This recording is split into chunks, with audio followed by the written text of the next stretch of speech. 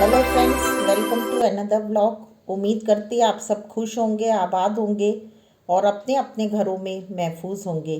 तो फ्रेंड्स, आज मैं आपके सामने बहुत ही मनमोहक कहानी को लेके फिर से हाजिर हूँ। और इस कहानी के जो लेखक हैं वो अभिषेक लाटके जी हैं। और इस कहानी का जो टॉपिक है वो है चौखट। घर की देहरी पर बैठी बेला नाम की 18 साल की बाला पावस ऋतु के आमद की पहली बरसात तो देख ही रही थी, लेकिन उसका मन कुछ और ही सोच में डूबा हुआ था। मोहल्ले के बच्चे खुशी से वर्षा में भीगते हुए यहाँ से वहाँ दौड़ रहे, अपने अपने घरों की तरफ भागते, तो कभी कुछ किन्हीं घरों में छज्जों के नीचे खड़े हो जाते ताकि आसमानी पानी उन्हें भिगो ना पाए। फिर भी बरसात की बूंदें उनके बदन पर पड़ते ही उनका मन भी आनंद से भर जाता, क्योंकि इतनी भीषण गर्मी का प्रकोप झेल रहे सब लोगों के लिए यह बरसात किसी खुशी से कम नहीं थी। बेला के पड़ोस में रहने वाली मीना चाची अपने पोते की मदद से अपने घर की छत में चद्दरों पर पन्नी बिछाने का काम कर रही है। इधर बेला के शरीर पर भी बरसात की बूंदें हवा के झोंकों के साथ पड़ रही हैं, लेकिन उसका मन खूबसूरत मौसम और बरसात को देखकर खुश होने की बजाय बहुत ही दुखी है। मानो इन हवा के झोंकों के साथ उसकी सारी खुशियाँ भी उड़ गई हों। रह रह कर अपनी माँ को याद करती, और मानो उसके दुख का कारण कोई और नहीं, सिर्फ और सिर्फ उसकी माँ हो। वह अपने मन में विचार करती कि क्या कोई माँ ऐसी भी हो सकती है जिसे अपने बच्चों की कोई चिंता फिक्र ना हो। क्या उनके ऊपर किसी ने जादू टोना कर दिया जो वह इतनी बड़ी उम्र में भी बहक गई, या सिर्फ उन्होंने अपनी खुशियां भर देखी। यही सब प्रश्न बेला के दिमाग में घूम फिर रहे थे। उसी समय बेला के पिता, जो कि बरसात में पूरी तरह भीग चुके थे, हाथ में खाने के टिफ़िन का झोला लटकाए काम से लौटे और बेला को दरवाजे पे खड़ा देखा। एकदम से उन्होंने पूछा, बाहर क्यों खड़ी है? क्या लड़कों की ताक झांक में लगी है? नहीं नहीं बापू, मैं तो बरसात देख रही थी। पहले बरसात देखना और उसमें भीगना मुझे बहुत अच्छा लगता था, लेकिन जब से माँ उस अशोक के साथ भागी है, मेरा कुछ भी दिल नहीं लगता। बस रात दिन मैं उनके बारे में ही सोचती रहती हूँ। बेला ने दुखी मन से कहा। अरे, उस हरामजादी का नाम मत लेना, वो हमारे लिए मर चुकी है। उस अशोक कल मुँहे के साथ भागकर उसने अपना रांडपन दिखा दिया। अच्छा सुन, चूल्हे पर पतीली में मेरे लिए चाय चढ़ा दे, तब तक मैं कपड़े बदल लेता हूँ। बरसात में कपड़े पूरे पानी पानी हो गए हैं। बेला ने गैस पर चाय चढ़ा दी। तभी पिताजी ने पूछा, और तेरा भाई राजा कहाँ है? पता नहीं बापू, कहीं दोस्तों के साथ बैठा होगा। अरे 20 साल का हो गया है, कब तक यूं ही आवारा घूमता रहेगा? बापू यह बोल ही रहे थे कि राजा सर से लेकर पांव तक भीगा हुआ घर में दाखिल हुआ। बापू ने पूछा, कहाँ गया था? बापू, मैं मोंटी की छत पर बैठा हुआ था कि अचानक ही तेज बारिश आ गई और हम दोनों भीग गए। सच में बापू, पहली बारिश में भीगने का एक अपना अलग ही मज़ा होता है। बस तू मज़े उड़ाते रहे। 20 साल का हो गया है, यहाँ काम धंधा क्यों नहीं ढूंढता, या ऐसे ही घर में बैठकर मुफ्त की खाता रहेगा? यह सुनते ही राजा को भी गुस्सा आ गया। वो बापू से बोला, हाँ हाँ, जैसे आपने बहुत पैसा कमाया है, कभी काम पर जाते हो कभी नहीं, बस यूं ही बीमारी का बहाना बनाकर घर पे बैठे रहती हो। यही तो कारण है कि मेरी माँ तुमसे तंग आकर उस आकाश के साथ छू हो गई। कब तक वह इस घर में गृहस्थी में उलझी रहती? उनके भी अपने सपने थे, वह भी अपनी ज़िंदगी सुख से बिताना चाहती थी, लेकिन आपसे शादी करके उन्हें कुछ भी नहीं मिला, और उनसे जितना बन पड़ा उन्होंने घर संभाला, लेकिन अब उनकी हिम्मत भी टूट चुकी थी। बस माँ ने एक गलती ज़रूर कर दी कि उन्हें ये काम पहले ही कर लेना चाहिए था। जब बच्चे जवान हो गए तब किसी के साथ घर से भागना, वो भी अपनी उम्र से 10 साल छोटे आदमी के साथ, यह उनको शोभा नहीं देता। हाँ हाँ, सब दोष तो मेरा ही है, तेरी माँ की तो कोई गलती नहीं है, बापू ने बोला। अरे उसका चाल चलन तो शुरू से ही खराब था। जहाँ कोई मर्द देखा बस उसके साथ हा हा ठीठी करना शुरू कर देती। और यह जो अशोक है ना, वह तो बेला के पीछे पड़ा हुआ था। यही कारण था कि वह यहाँ आता जाता रहता। मैं भी सोचता था चलो लड़का अच्छा है, उम्र में बड़ा है तो क्या हुआ, उससे शादी कर हमारी बेला तो खुश रहेगी और कोई दान दहेज भी देना नहीं पड़ेगा। लेकिन मुझे क्या पता था कि बेला की आड़ में उसका चक्कर तेरी माँ से ही चल रहा है, नहीं तो मैं उसे अपने घर में घुसने तक नहीं देता। बीच में ही टोकते हुए बेला बोली, भैया लेकिन माँ को ऐसा नहीं करना चाहिए था। लोगों को जब से पता चला है कि दुलारे की बीवी किसी अशोक नाम के आदमी के साथ भाग गई है, तब से लोग हमारे परिवार के ऊपर थू थू कर रहे हैं। लोगों के सामने हमारा चेहरा शर्म से झुक गया है। यहाँ तक कि आस पड़ोस के लोगों ने भी हमसे बात करना बंद कर दिया है। और मेरी खास सहेलियाँ भी घर तक आना पसंद नहीं करती। पहले लोग हमें शादी या कोई पारिवारिक सामाजिक कोई भी घरेलू कार्यक्रमों में निमंत्रण देने आते थे, लेकिन अब तो घर के सामने से निकल जाते हैं, पूछते तक नहीं, जैसे उनके कार्यक्रम में हमारे पहुंचने से उनकी इज्जत ही घट जाएगी। नाते रिश्तेदार हमारी गरीबी को देखकर पहले ही नाता तोड़ चुके थे, और अब ये सब हो गया ना, अब उस औरत का नाम लेने से फ़ायदा ही क्या है, जिसने अपने जवान बच्चे कभी सोचा ही नहीं उनके बारे में, दुलारे ने कहा। दूसरे दिन बेला जब अपने चौके का काम निपटा कर घर की चौखट पर बैठी थी, तभी दो औरतें वहाँ से गुजरी और एक औरत ने बेला की तरफ इशारा करते हुए कहा, अरे इसी की माँ है जो एक जवान लड़के के साथ भागी है। दूसरी औरत ने कहा, जब माँ ऐसी है तो बेटी भी वैसी ही होगी। वह धीरे से फुसफुसाते हुए वहाँ से निकल गई, लेकिन बेला ने उनके हाव भाव देखकर सब कुछ समझ लिया था। फिर भी वह कुछ ना बोली, और बोलती भी क्या बेचारी।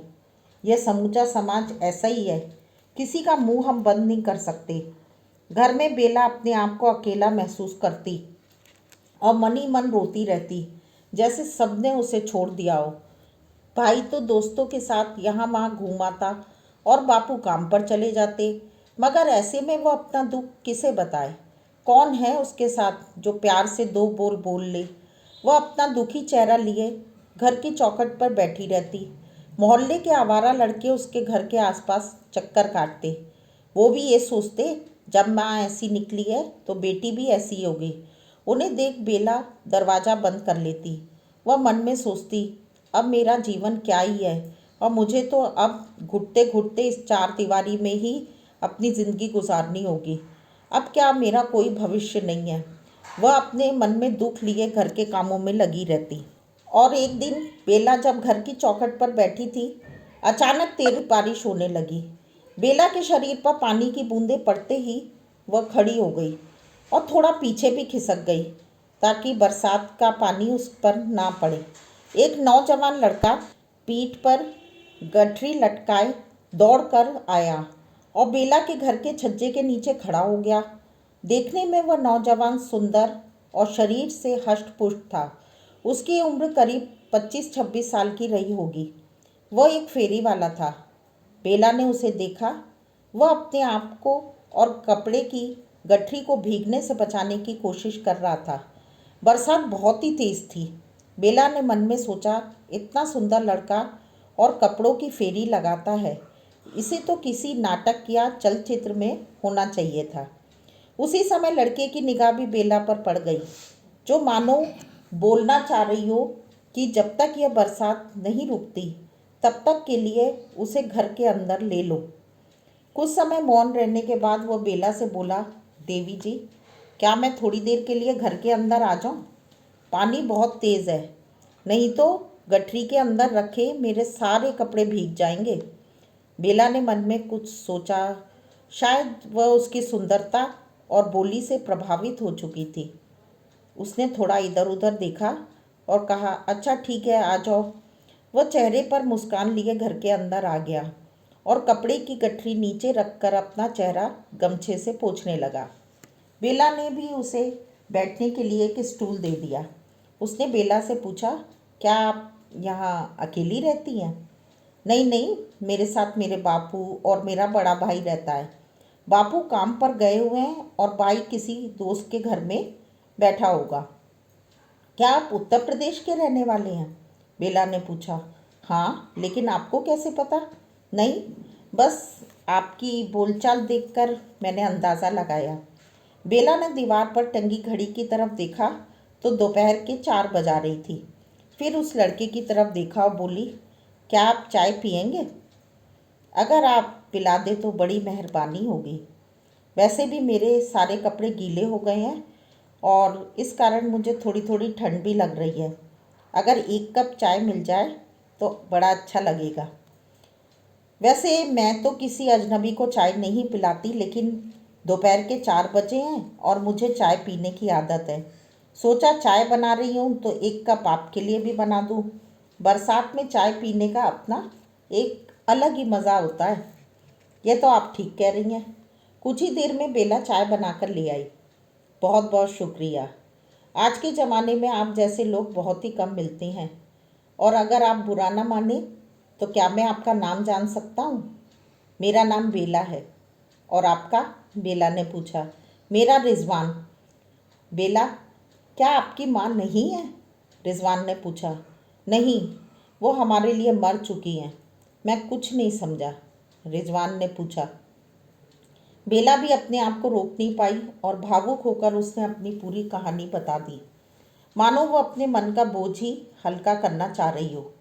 बेला, आपकी माँ के बारे में सुनकर मुझे बहुत दुख हुआ। क्या माँ ऐसी भी होती है? मुझे आज ही पता चला।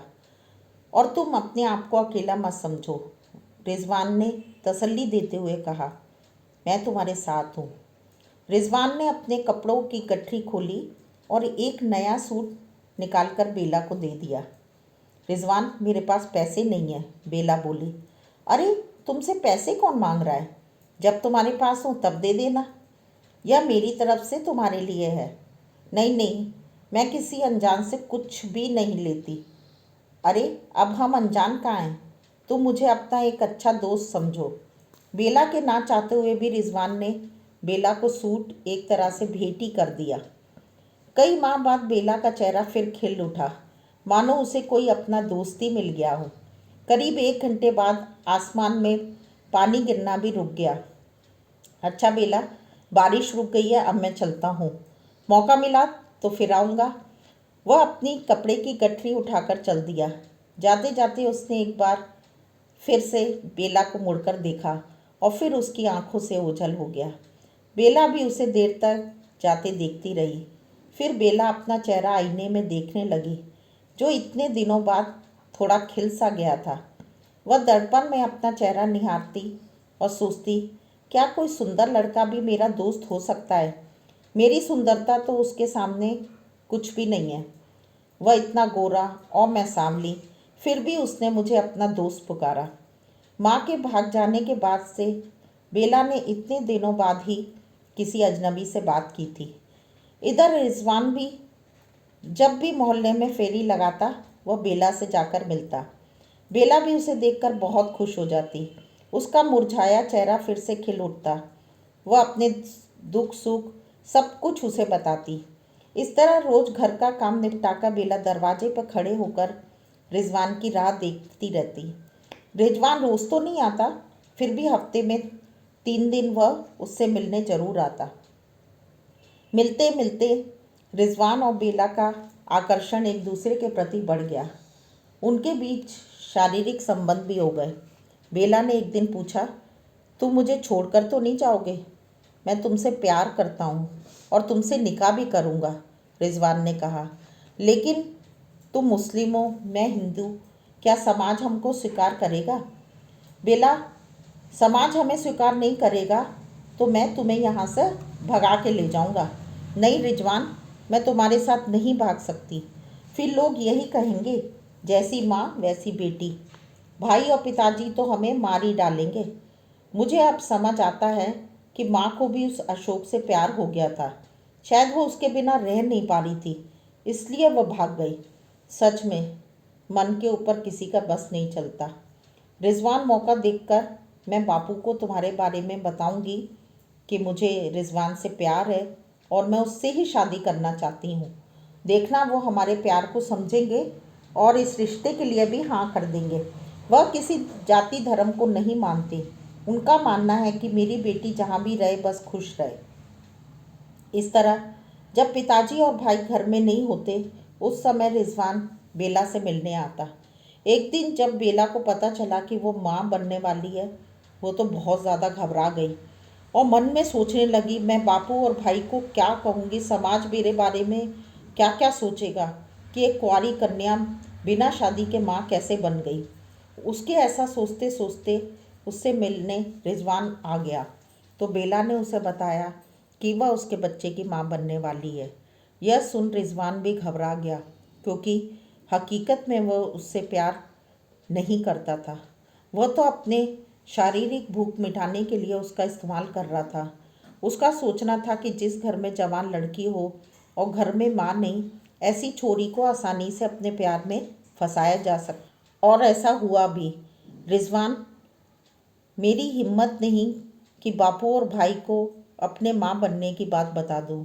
मुझे बहुत डर लग रहा है। रिजवान, तुम मुझे यहाँ से भगा कर ले चलो। तुमने कहा था ना मैं तुम्हें यहाँ से भगा ले जाऊँगा। हाँ बेला, मैंने कहा था। तुम चिंता मत करो, सब ठीक हो जाएगा। मैं कल ही तुम्हें यहाँ से ले जाऊँगा। तुम दोपहर 1 बजे मेरा इंतज़ार करना। इस तरह झूठी तसल्ली देकर रिजवान वहाँ से छू हो गया। दूसरे दिन बेला दोपहर से शाम तक उसका इंतज़ार करती रही, लेकिन वह नहीं आया। इस तरह बेला रोज़ उसकी राह तकती। उसको फिर भी उम्मीद थी कि रिजवान कभी ना कभी तो आएगा, लेकिन बेला की प्रतीक्षा बेकार रही। पूरा 1 महीना बीत गया और वो नहीं आया। बेला अब समझ चुकी थी कि उसके साथ धोखा हुआ है। रिजवान उसके साथ प्यार का नाटक कर रहा था और सिर्फ शारीरिक सुख भोगने के लिए वह ये सब कर रहा था। इधर बेला का पेट रोज़ ब रोज़ बढ़ता जा रहा था। बापू, भाई और समाज से छुपाना अब उसके लिए बहुत ही मुश्किल हो गया था। एक दिन हिम्मत कर बेला ने बापू और भाई को सब कुछ बता दिया कि वह माँ बनने वाली है। यह सुनते ही बापू और उसके भाई के पैरों के तले जमीन खिसक गई। बापू ने गुस्से में उसके ऊपर हाथ भी उठा दिया। अरे नास मिटी, तुझे यह भी नहीं लगा कि लोग क्या कहेंगे? एक तो तेरी माँ पहले ही मुंह काला कर भाग गई और ऊपर से अब तूने हमारी मुंह पर कालिक पोत डाली। तुझे यह बच्चा गिराना ही होगा। नहीं बापू, अब बहुत देर हो चुकी। मेरा 4था महीना चल रहा है। अरे करम जली, तू मर क्यों नहीं गई? अब हम लोग क्या मुंह दिखाएंगे? लोग पहले ही हमारे ऊपर इतनी थू थू कर रहे हैं और अब तो उनकी जबान और लंबी हो जाएगी। बापू, आप इसकी शादी करा दो, राजा ने कहा। अरे तू पागल हो गया है? इससे कौन शादी करेगा? बापू, आप मेरे दोस्त मोंटी को तो जानते हैं। उसके एक मामा हैं जो विकलांग है। आज से 4 साल पहले उनकी कार एक्सीडेंट में उनका एक पैर खराब हो गया था। वो अच्छे से चल फिर नहीं पाते और उनकी माँ उनकी देखभाल करती है, लेकिन उम्र बढ़ने के साथ साथ अब उनकी माँ से भी काम नहीं होता। मोंटी की माँ कह ही रही थी कि अगर कोई गरीब लड़की हो तो बताना, जो मेरे भाई के साथ अपना जीवन बिता सके। तो ये था चौखट कहानी का पहला भाग। बेला की शादी हुई कि नहीं और उसकी ज़िंदगी में और आगे क्या हुआ, इसे जानने के लिए आप दूसरे भाग को ज़रूर देखना। मिलते हैं नेक्स्ट वीडियो में। Till then bye bye. अपना और अपनों का ध्यान रखें, हमेशा खुश रहें और अपनी